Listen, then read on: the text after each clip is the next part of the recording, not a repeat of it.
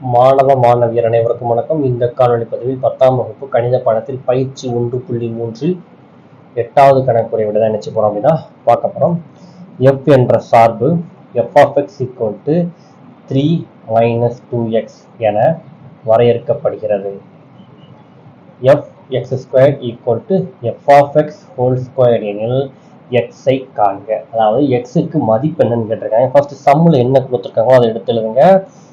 f of equal to 3 minus 2x எதுவும் சமம் சொல்லிட்டாங்க அப்படின்னா f of x squared f of x whole squared சமம் அப்படின்னா x உடைய மதிப்பு என்ன அப்படின்னு நினைச்சிட்டாங்க அப்படின்னா கேட்டிருக்காங்க. இதுக்கு என்ன அர்த்தம் அப்படின்னா f of x ல இருக்கக்கூடிய x க்கு பதிலா என்ன போட போறோம், ஸ்கொயர்டுன்னு எழுத போறோம், அவ்வளவுதான். அப்போ இதை அப்படியே எழுதுங்க.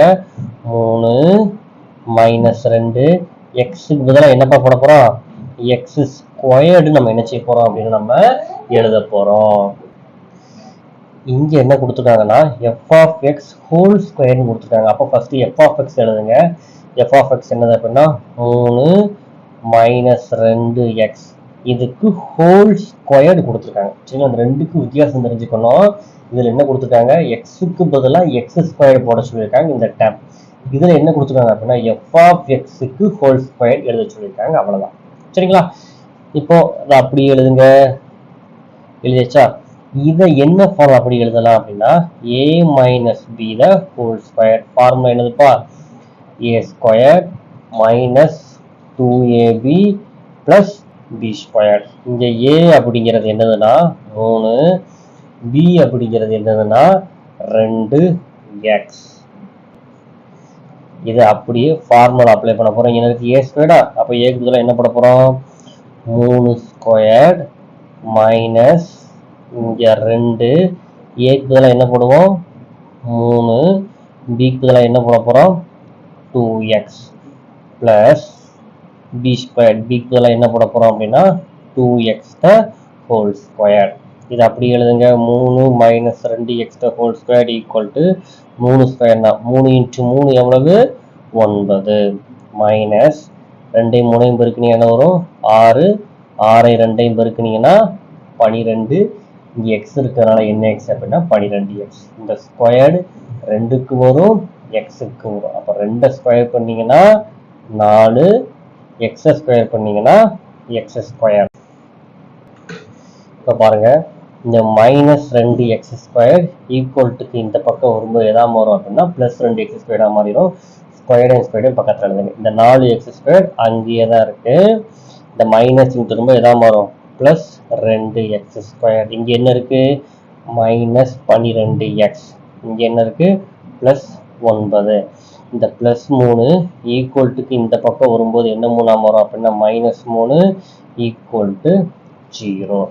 இப்போ பாருங்க, 4x ஸ்கொயரையும் 2x ஸ்கொயரையும் கூட்டினீங்க அப்படின்னா 6x ஸ்கொயர்.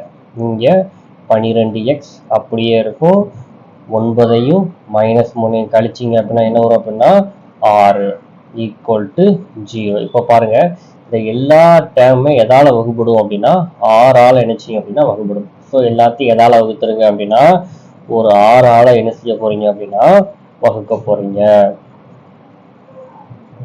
வகுத்தா என்ன போறோம், 1 6 6 1 6 6 1 6 6 ஈராரா 12 1 6 6 1 6 6. மிச்சம் என்ன இருக்கு அதை அப்படி எழுதுங்க. என்ன இருக்கு x square minus 2x plus 1. இதை காரணிப்படுத்த போறோம். சரிங்களா? பெருக்குனா 1, கூட்டுனா என்னப்பா சொல்லியிருக்காங்க மைனஸ் 2. அப்படி ஒரு நம்பர் சொல்லுங்க, மைனஸ் 1 இன்ட்டு மைனஸ் 1. இந்த ரெண்டையும் கூட்டிங்கன்னா என்ன வரும் minus 2 minus 1 into minus 1 plus 1. X இருக்கிறதுனால என்ன போடுறோம் அப்படின்னா பை எக்ஸ் பை எக்ஸ். இது எப்படி எழுத போறோம் அப்படின்னா எக்ஸ் மைனஸ் 1 இங்க என்ன இருக்கு எக்ஸ் மைனஸ் 1 எழுதணும். சரிங்களா? Equal to 0. ரெண்டையும் தனித்தனியாக பிரிச்சுக்கலாமா?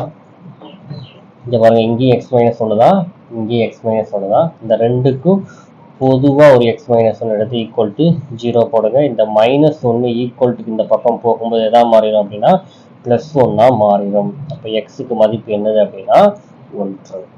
இந்த வீடியோ உங்களுக்கு புரிஞ்சிருக்குன்னு நம்புகிறேன். புரிஞ்சிச்சுன்னா வீடியோக்கு ஒரு லைக் பண்ணுங்கள். நம்ம சேனலை உங்கள் நண்பர்களுக்கும் ஷேர் பண்ணுங்கள். தேங்க்யூ ஃபார் வாட்சிங் ஸ்டூடெண்ட்ஸ்.